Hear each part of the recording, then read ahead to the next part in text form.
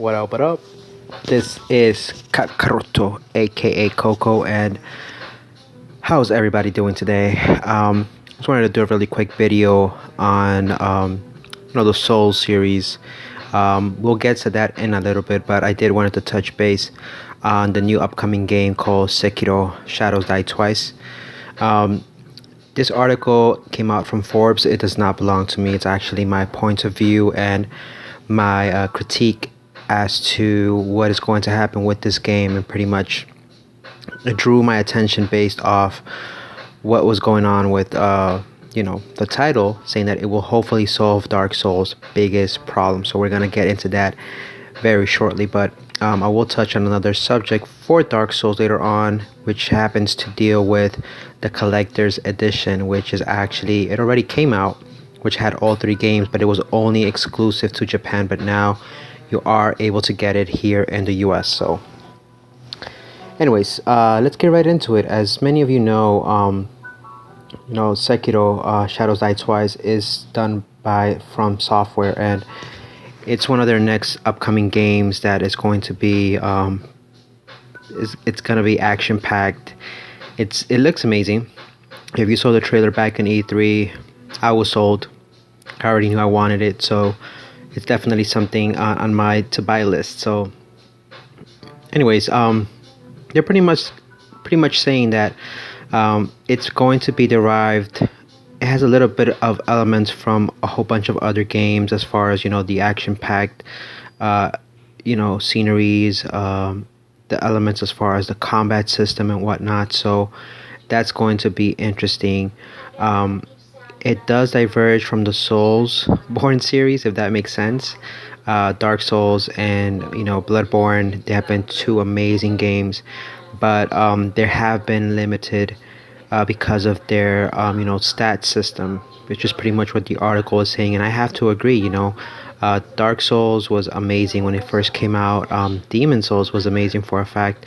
Bloodborne was kind of like trying to step away from that stat system, but they still remained true to that nature, and it was an amazing game regardless. So I think with this game they kind of aced it, and that's actually kind of something good, that they're pulling away from the stat system and going more into a non-RPG type based game. So a lot of people are probably saying like, oh, Kakarot, why are you hating on the Souls game? There is a big fan base off of that. Yes, there is, but we need to understand, and I don't know if many of you agree with me, the Soulsborne series have been dying out in a sense, because as each game comes out, it progresses. Even with the DLC, I love the lore, but the lore can only go so far as to keeping the fan base pulled into the series for themselves. So I'm kind of glad they're switching it up with this game. So they're saying, don't worry, the game will remain action driven rather than story driven.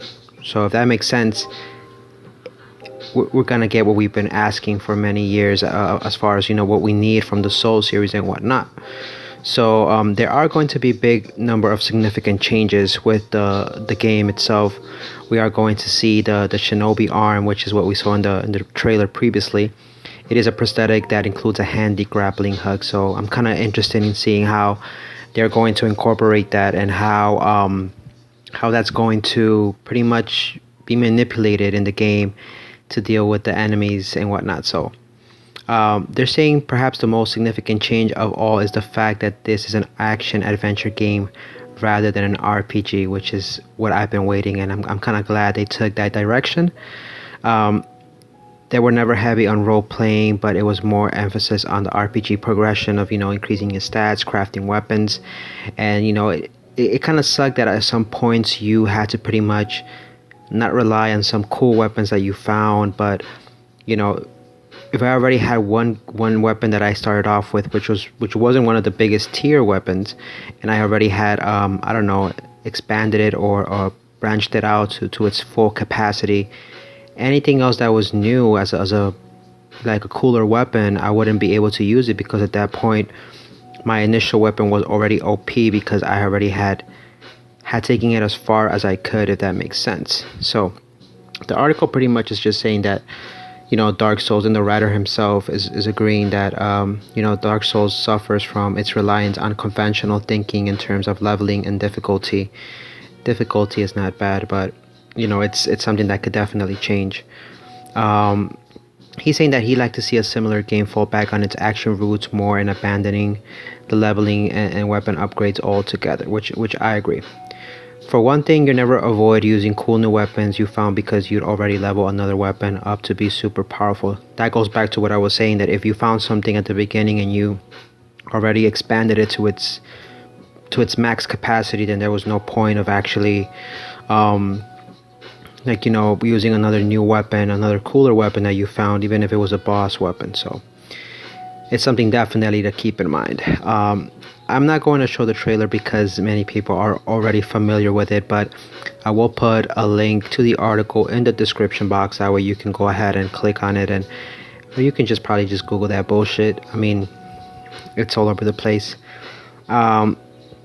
So pretty much it's going to go back to its roots, which is going to let you learn from your mistakes. They are saying that it's adding more Metroidvania elements, essentially gates and keys. Not literal ones, but more like elements as far as how you can progress through the game, learning from the environment.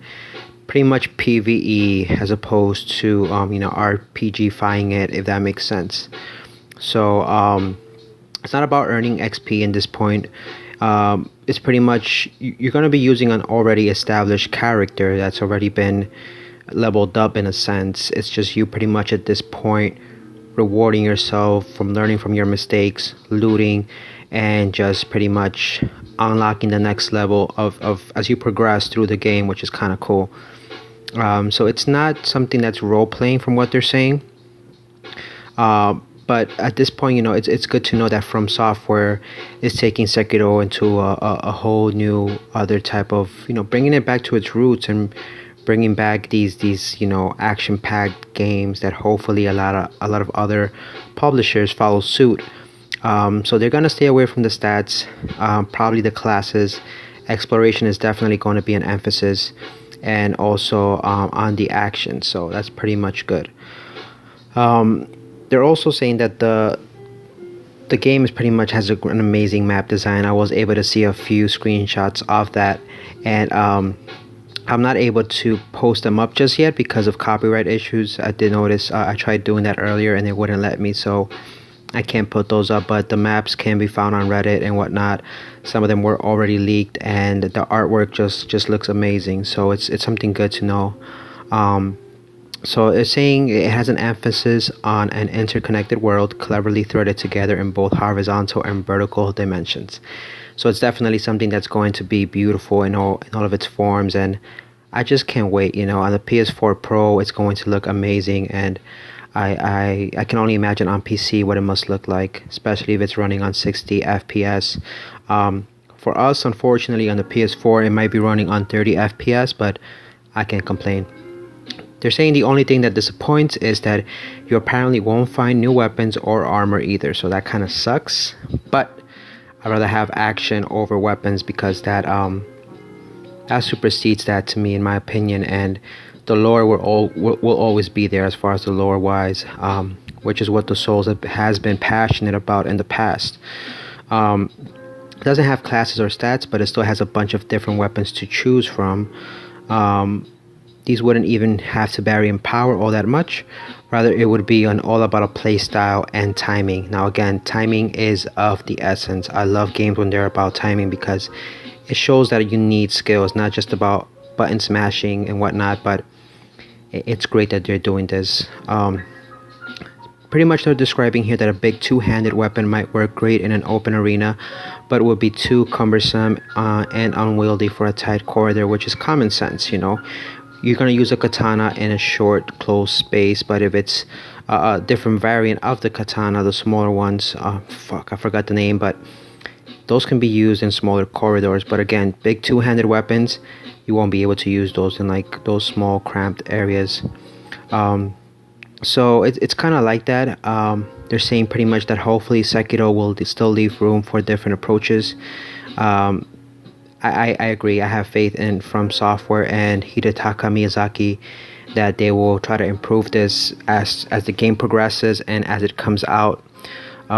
So I've already pre-ordered my copy. So I suggest you do the same because they're gonna go out like hotcakes if it's just like it was with Dark Souls when it first came out. The protagonist, like the writer is saying, he's a little bit leery about it. I don't know how I feel about him too, because character development is of the essence. Also, if they don't build them just enough or keep us, entertained or pulled in with the protagonist, we're gonna lose interest in the game. If it's not story driven, it's driven. I mean, it's just gonna make us feel like, what are we doing? It's just an action packed game. It's not something that I'm pulled into the story. It's like a movie. You could have a plus or a star on there, and if the story is not that great, there's no point of having a movie. It's like, not shitting on The Rock, but like it's like The Rock and putting him in a Tooth Fairy movie or something like that. You're gonna be like, what the fuck is The Rock doing in this type of movie? It's not gonna pull you in. Yeah, it's The Rock, but anyways, bad analogy, but you guys get what I mean. So if it's not an RPG, if it's not a different type of game, what the fuck is it at this point? We're just going to have to wait and see what they're going to do with the game. Again, the grappling hook is great, but we don't know what they're going to do with that. We'll see how the progression goes with the game. I will let you guys know if there is more info on this. And without further ado, what I really wanted to share with you, aside from Sekiro, which had to deal with the Soul series, is this article on Dark Souls. So let me just scroll down. You can forget all this other bullshit because it's not that important. But the one thing I wanted to show you is the collector's edition for the Dark Souls that is coming out. Well, it already came out, but just to give you a gist of what is going to cost you, where you can get it, it's pretty much going to be from PlayAsia. It is a remastered trilogy box. It looks amazing. I mean, it's just that great. It has all three games. It has the music from each game as well. It has 2 bookends as well. You do get a code for it to get some money off of it, which is PS Life. It just gets $3 off. They don't give you the price here, and there's a reason why. I'm not gonna show you. Might as well, let's fucking go over there. Why not, right? It's gonna cost you around $600 fucking dollars. I would love to get one personally, but